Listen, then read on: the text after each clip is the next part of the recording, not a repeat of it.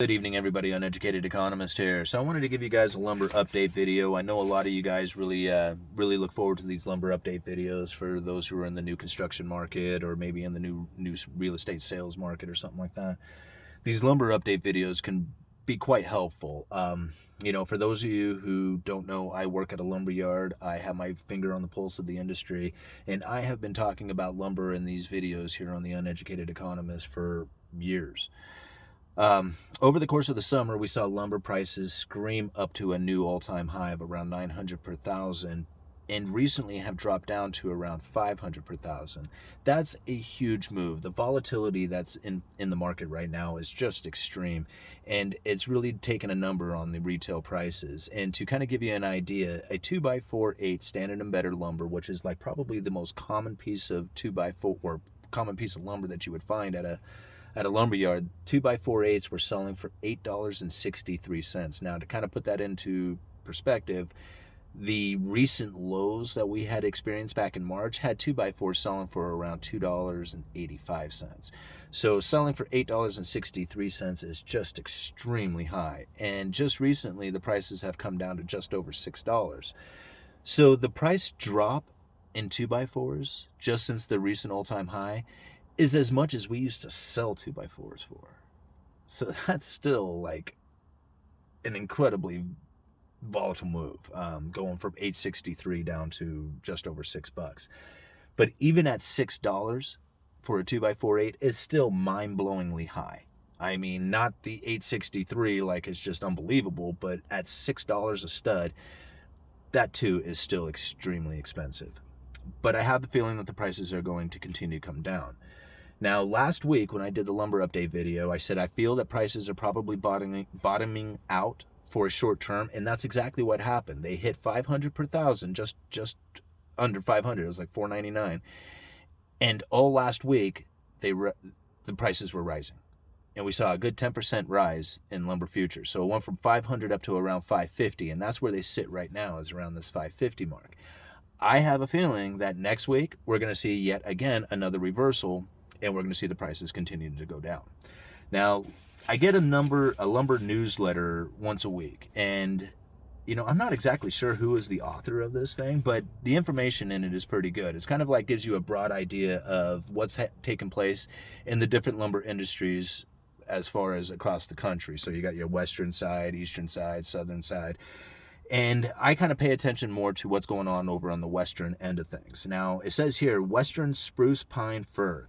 The price of Western Spruce Pine and Fir lumber finally found a trading level after falling for 9 straight weeks from a high on 2x4/8 random of $9.55 per thousand down to $5.30 per thousand. Buyers remain conservative with their purchases as most look to just cover what is needed through the end of the year. So you guys hear that? They're like, we're not loading up on inventory of these lower prices.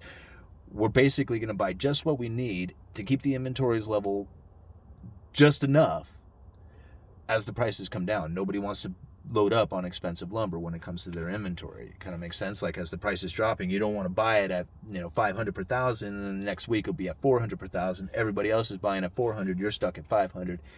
You have to take a hit on your prices in order to be competitive. So everybody's keeping just enough inventory level to make sure that they have enough for sale, but that they don't want to miss out on buying opportunities into the future. Goes on to say here, that was talking about just Western Spruce Pine Fir.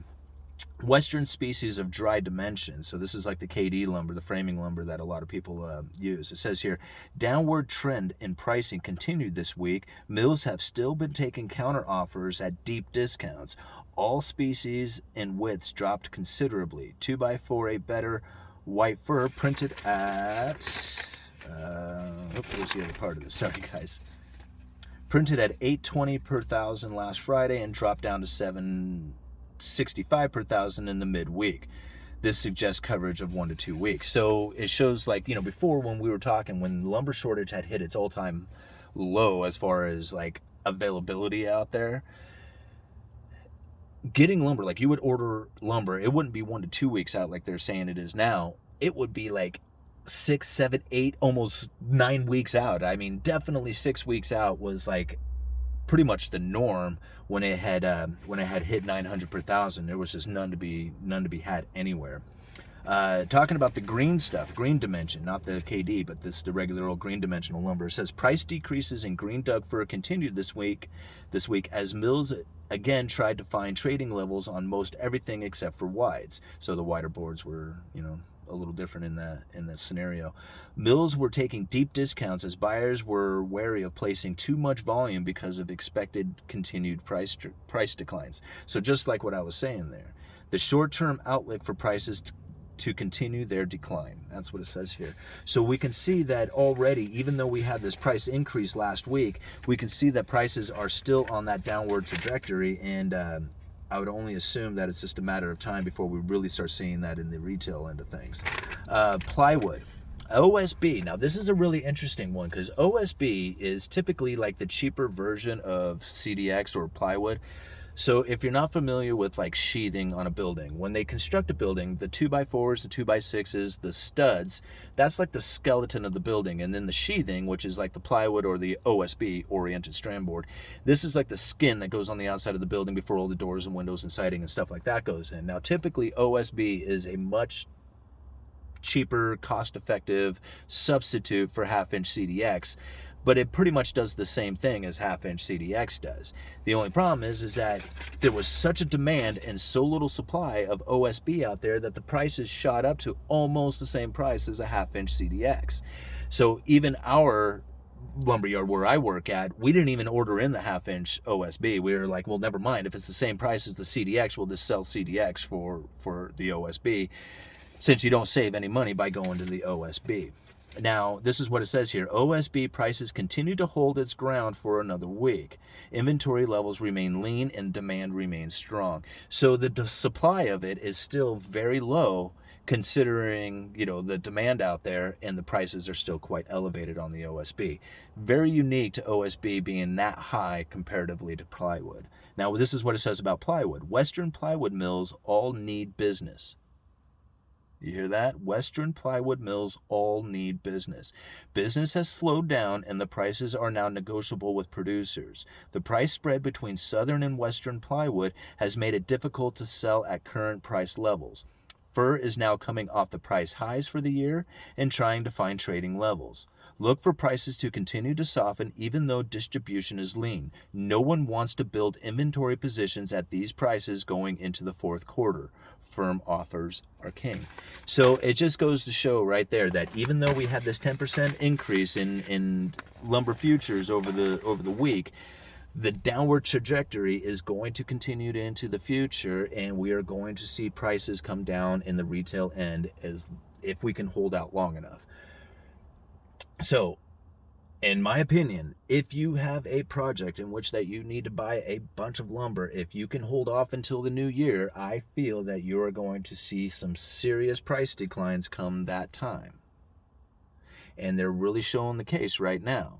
Even though we had a reversal in the pricing over the last week, I feel that we are going to have the downward trajectory until we get into a very reasonable pricing again.